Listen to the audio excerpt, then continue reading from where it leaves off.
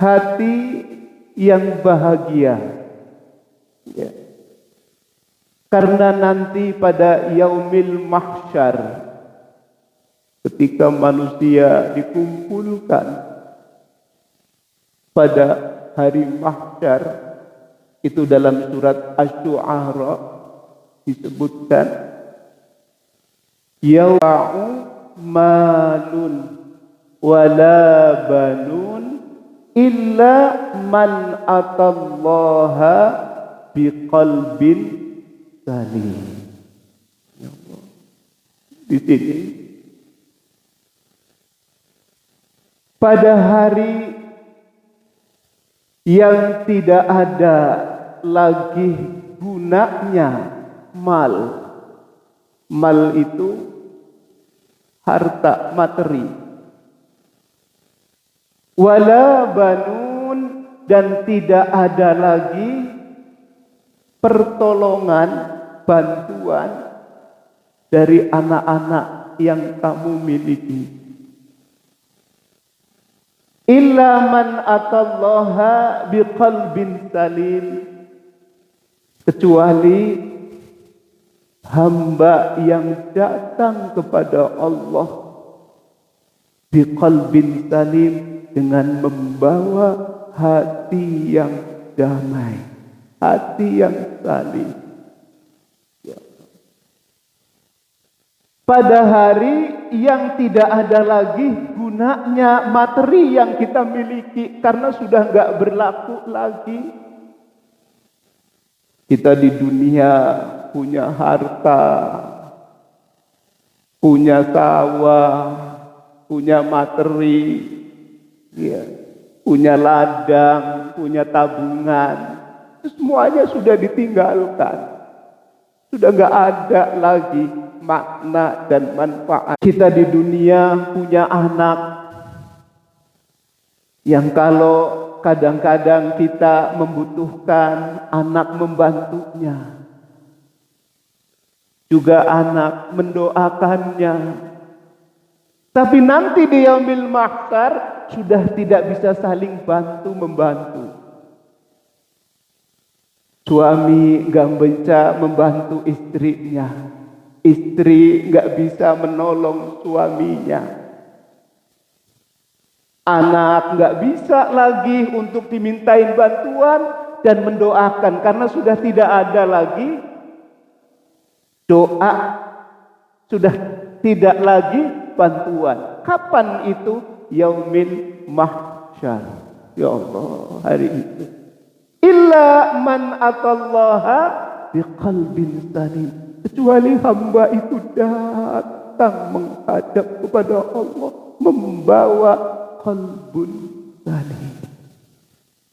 Para ulama mufasir yang memaknai ayat-ayat Al-Quran ini menjelaskan apa sih yang namanya qalbun salim. Nah, apa yang namanya qalbun salim yang nantinya akan dibawa ketika kita meninggalkan dunia ini. Ketika kita di yaumil mahsyar, satu yang dibawa qalbun salim yang akan selamat. Nah, qalbun salim para ulama adalah sesuai yang disebutkan di dalam Al-Quran surat Ar-Ra'd ayat 28 dan 29. Ini kiat-kiat kita agar mendapatkan nanti di yaumil akhir qalbun salim. Ya Allah, bekal kita nanti adalah qalbun salim. Lantas qalbun salim itu bagaimana amalannya? Bagaimana orang yang seperti apa yang memiliki qalbun salim? Ternyata dalam ayat ini ada dua amalan, kriteria, kiat-kiat orang yang disebut qalbun salim. Makanya ayat Al-Quran itu sebelum kejadian sudah dikasih tahu dulu. Agar apa? Agar kita siap. Karena kita nggak memiliki ilmu pengetahuan tentang nanti di akhirat akan terjadi apa. Maka Allah memberikannya. Di mana petunjuk Allah? Ada di dalam Al-Quran. Ada di dalam Al-Quran. Inilah fungsinya kita ngaji. Inilah fungsinya kita memahami ayat-ayat Al-Quran. Agar kita sudah siap-siap memiliki bekal. Nah, di dalam surat Ar-Ra'd ayat 28 dan 29, di sini ada dua amalan. Saya bacakan dulu ayatnya. Alladzina amanu wa tatma'innu qulubuhum bi dzikrillah.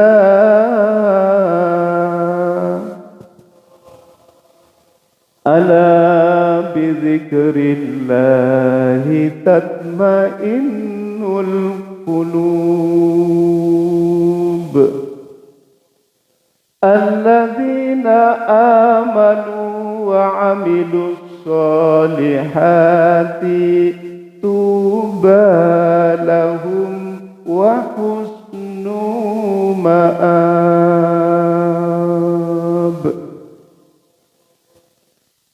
Surat Ar-Ra'd ayat 28 dan 29.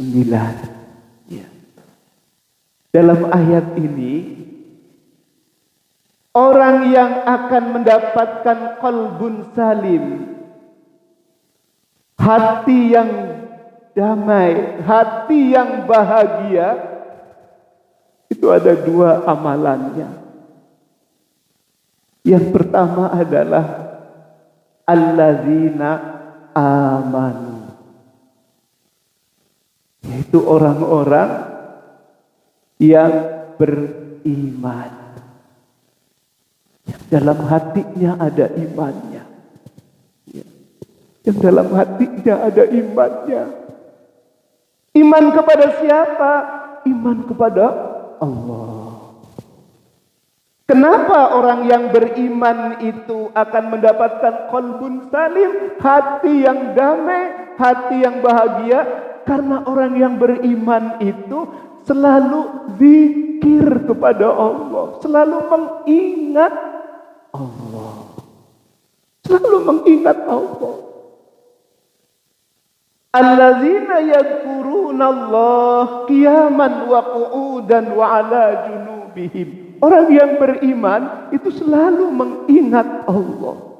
Kalau orang selalu zikir mengingat Allah, hatinya akan tenang, hatinya akan damai, hatinya akan bahagia. Makanya sholat itu yang puncaknya paling tinggi ketika hatinya sudah dekat kepada Allah. Sholat itu adalah zikir. Zikirnya zikir apa? Zikir wajib. Ditentukan 5 waktu sholat wajib dan sholat-sholat sunnah-sunnah yang lainnya. Ketika seorang sholat li zikri, dirikanlah sholat li zikri agar hatimu selalu zikir mengingat Allah subhanahu wa ta'ala. Kalau hatinya selalu mengingat Allah, hatinya akan tenang. Cuma kita mengingat Allah itu kadang-kadang dibatasi pada waktu sholat saja. Itu pun kadang-kadang ada yang gak khusyuk. Lagi sholat, ingatnya kepada yang lainnya. Apalagi kalau lagi banyak hutangnya, ya Allah, sholatnya gak khusyuk. Apalagi kalau lagi banyak masalah, sholatnya gak khusyuk. Ya. Sholat yang seperti apa yang menjadikan hati tenang?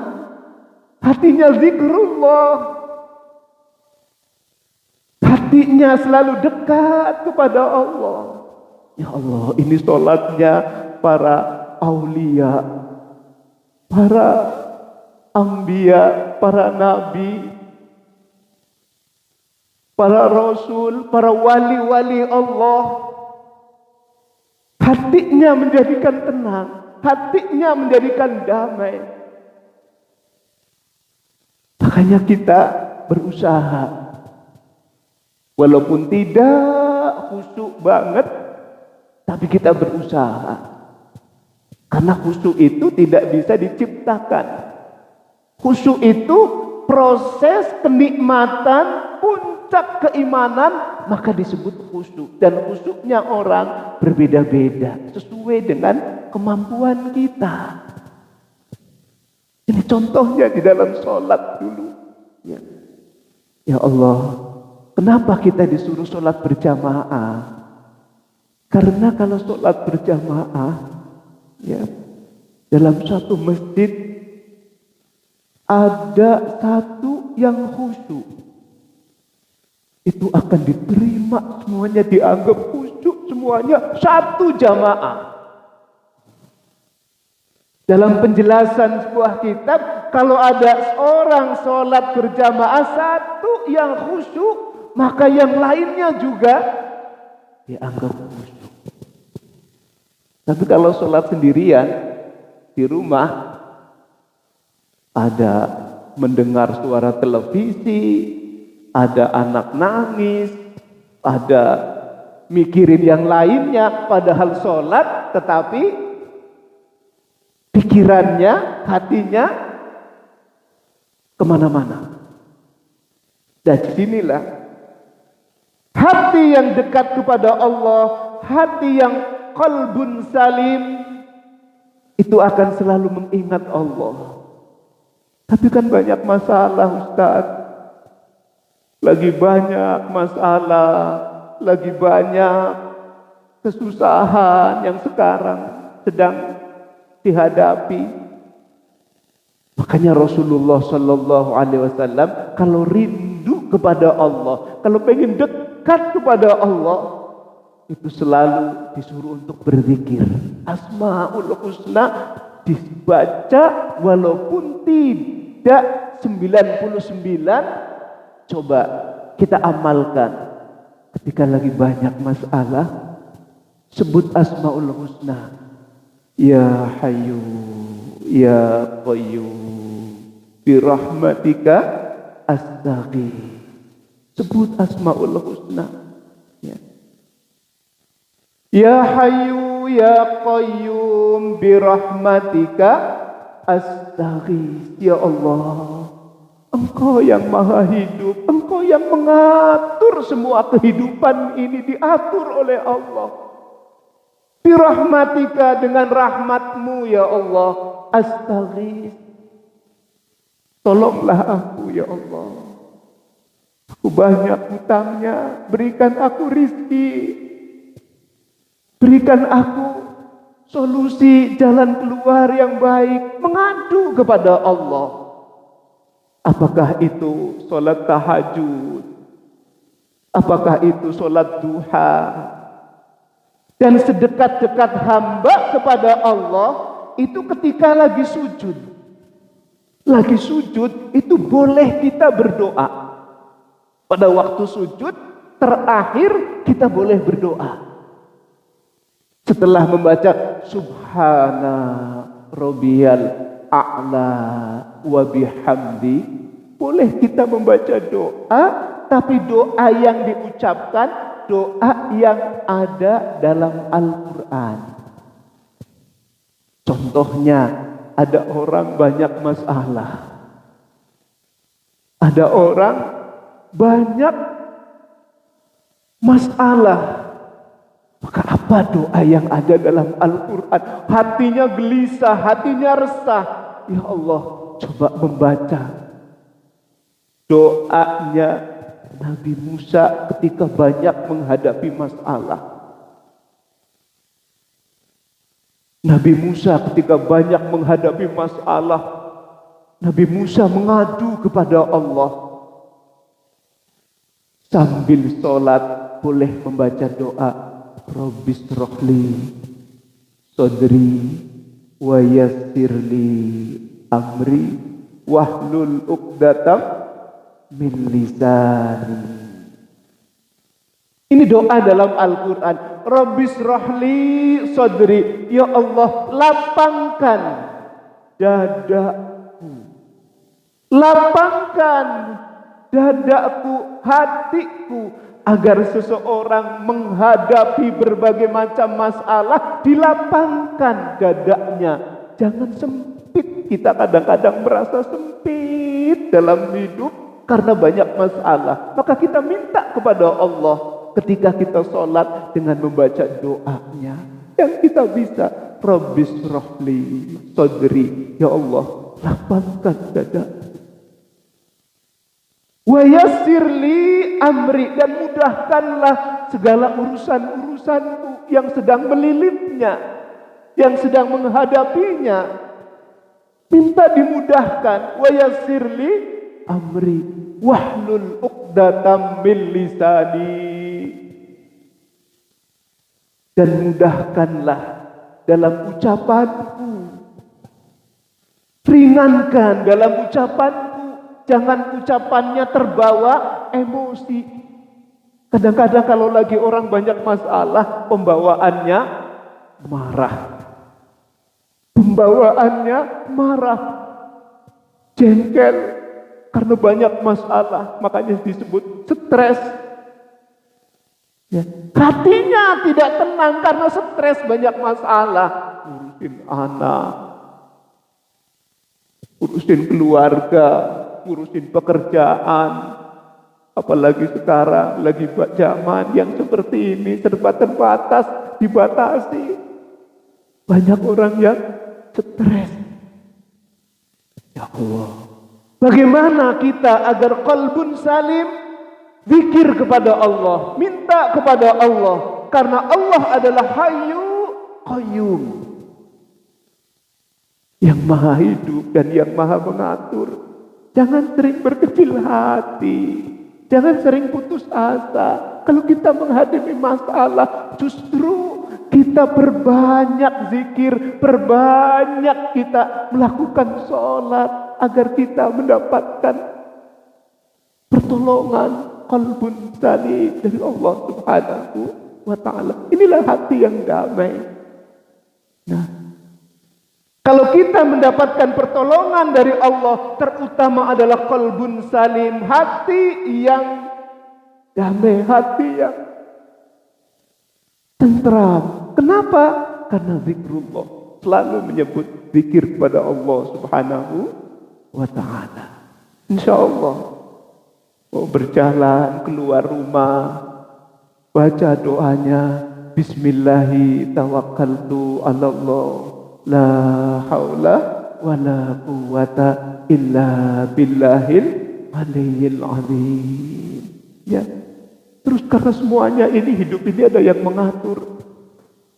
Hidup ini yang menguasai adalah Allah. Kita minta kepada Allah agar hati kita diberikan qalbun salim.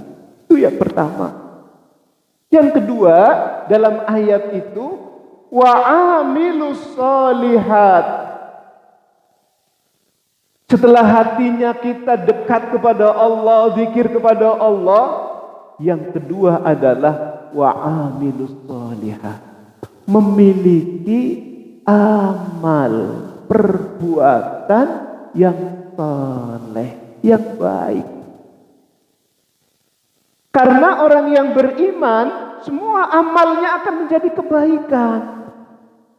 Amalnya akan menjadi kebaikan yang mulia. Ini adalah orang yang beriman, semua menjadikan kebaikan. Sampai tidurnya orang yang beriman, apalagi tidur pada waktu puasa, ya, itu menjadi ibadah. Kenapa? Karena kalau dia melek, katakanlah, ya, itu mata bisa maksiat. Itu mata bisa maksiat. Daripada maksiat, lebih baik tidur. Tapi lebih baik lagi kalau orang melek beramal soleh. Allah. Kerjanya menjadi amal soleh. Ya. Pekerjaannya menjadi amal soleh. Usahanya menjadi amal soleh. Amal soleh itu luas.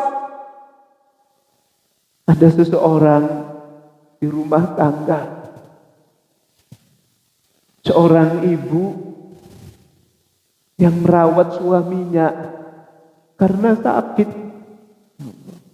Ini adalah amal soleh bagi seorang ibu merawat suaminya karena suaminya sakit.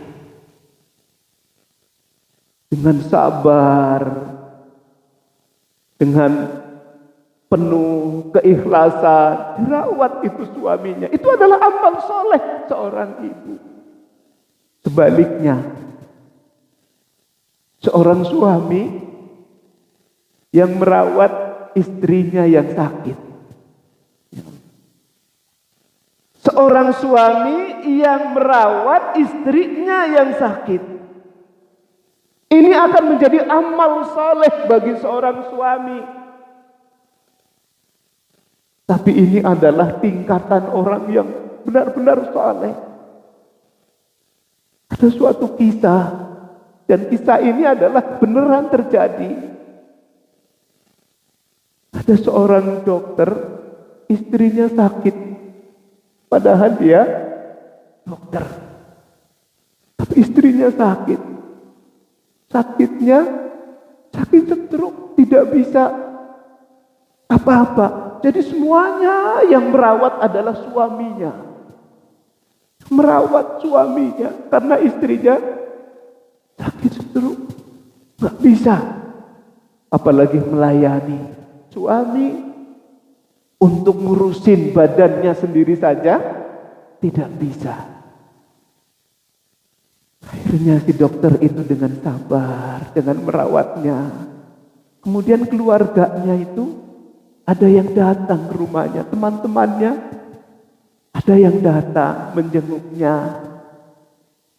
Biasanya kalau teman datang, ya, itu ngomporin, dok, apa enggak nikah lagi, apa enggak kawin lagi? Kan istrinya sudah nggak bisa melayani, nggak bisa apa-apa. Dokter kan masih produktif, masih muda. Apakah dokter nggak melayani dan nggak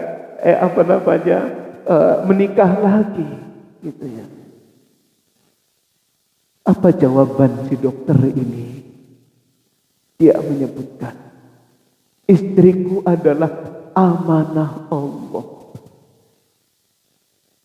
Istriku adalah amanah Allah, titipan Allah. Aku harus merawatnya. Aku tidak mau untuk menyakiti hatinya, karena ini adalah amanah Allah. Subhanallah. Biarlah menjadikan ladang kebaikan, ladang ibadah. Jawabannya itu adalah istri adalah amanah Allah. Karena ketika seseorang menikah, ya, itu adalah mengambil amanah Allah. Ya. Kalau orang mengambil amanah Allah, nanti akan dipertanggungjawabkan di yaumil akhir. Walaupun dia boleh satu nambah lagi atau dua, ya, atau nambah lagi, tapi orang yang memiliki iman ini adalah amanah Allah. Coba siapa? Ada, yaitu orang yang memiliki rumah sakit Yardi di Jakarta Timur. Ini adalah peristiwanya. Sekarang istrinya sudah meninggal. Ini dokter ini adalah yang memiliki rumah sakit Yardi.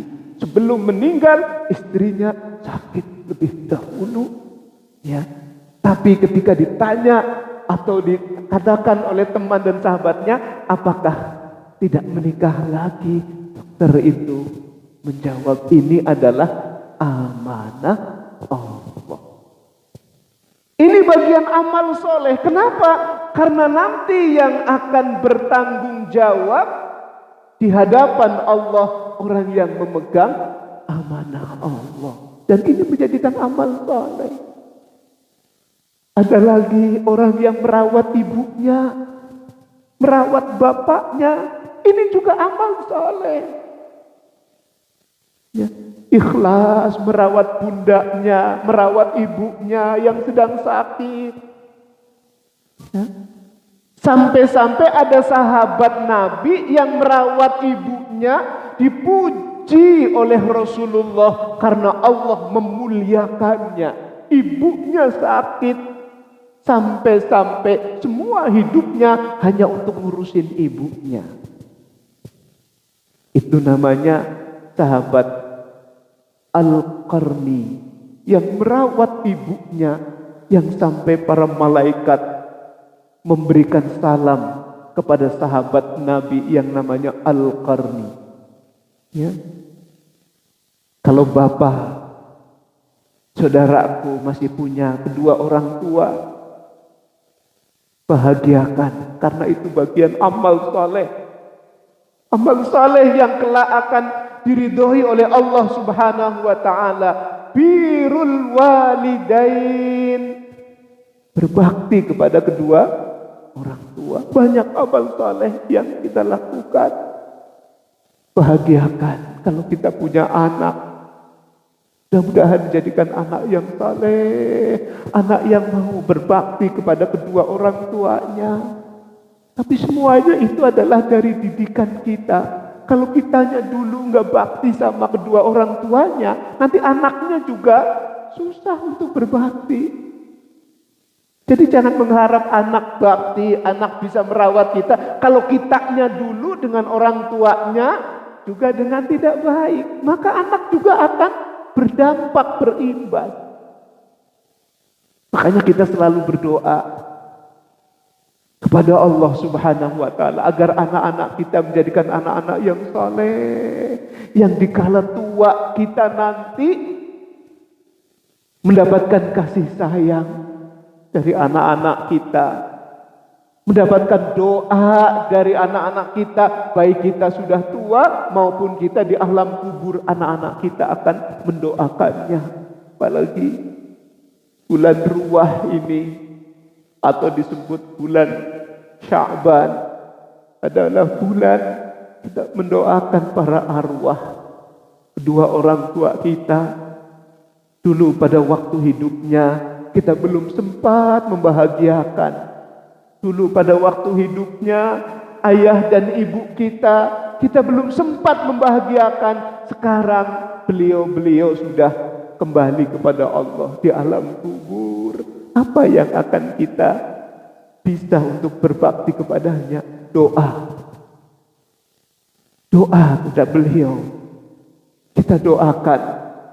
Mudah-mudahan almarhumah mendapatkan maghfirah dan rahmat dari Allah Subhanahu wa taala. Mudah-mudahan orang tua kita yang sudah di alam barzah mendapatkan doanya dari anak-anaknya, dari keluarganya, dari jamaah masjidnya, mendapatkan maghfirah dan rahmat dari Allah Subhanahu wa taala.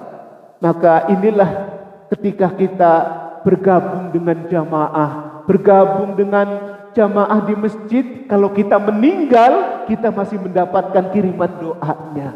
Kalau kita hanya mengandalkan dari anak-anak, sedangkan anaknya nggak soleh, nggak mendoakannya, dari mana dia akan mendapatkannya? Dari jamaah pengajian, dari jamaah mukminin kita. Makanya ketika kita pengajian, ketika kita sholat Jumat juga didoakan oleh khatib, Allahumma gfir lil muslimina wal muslimat wal mu'minina wal mu'minat al ahya'i minhum wal amwat.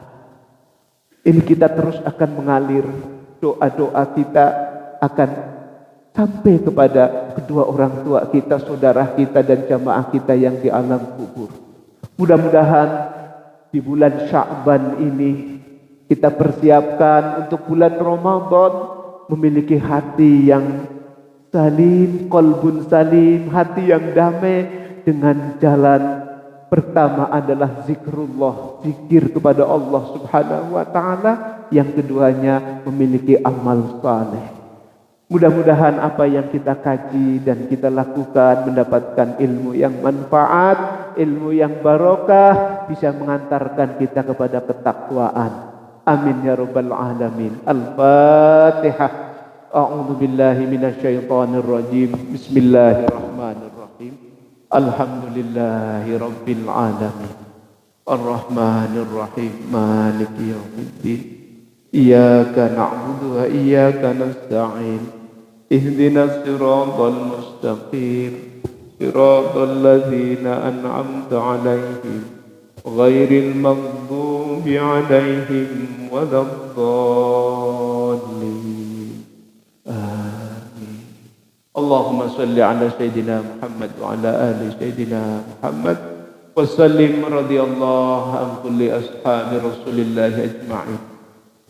Allahumma inna nas'aluka ya Allah ridhaka wal jannah wa na'udzu bika min syakhatika wan nar. Ya Allah, ya Hayyu, ya Qayyum, bi rahmatika astaghith. Aslih lana dunyana, aslih lana akhiratina, wa khtim lana bi husnil khatimah. Allahumma ya Allah, ya Rahman, ya Rahim, irhamna fa innaka arhamur rahimin. Ya Allah, ya Aziz, ya Ghaffar, faghfir lana fa innaka ghafurur rahim. Rabbana ighfir lana dhunubana wa liwalidina wa lil mu'minina yawma yaqumul hisab. Rabbana taqabbal minna innaka antas samiul alim wa tub alaina innaka antat tawwabur rahim. Allahumma barik lana fi Sya'ban wa ballighna Ramadan. Rabbana taqabbal minna innaka antas samiul alim wa tub alaina innaka antat tawwabur rahim. Rabbana atina fid dunya hasanah wa fil akhirati hasanah wa qina adzabannar. Wa sallallahu ala sayidina Muhammadin walhamdulillahi rabbil alamin. Assalamualaikum warahmatullahi wabarakatuh. Sallallahu ala Muhammad sallallahu alaihi wasallam. Sallallahu ala Muhammad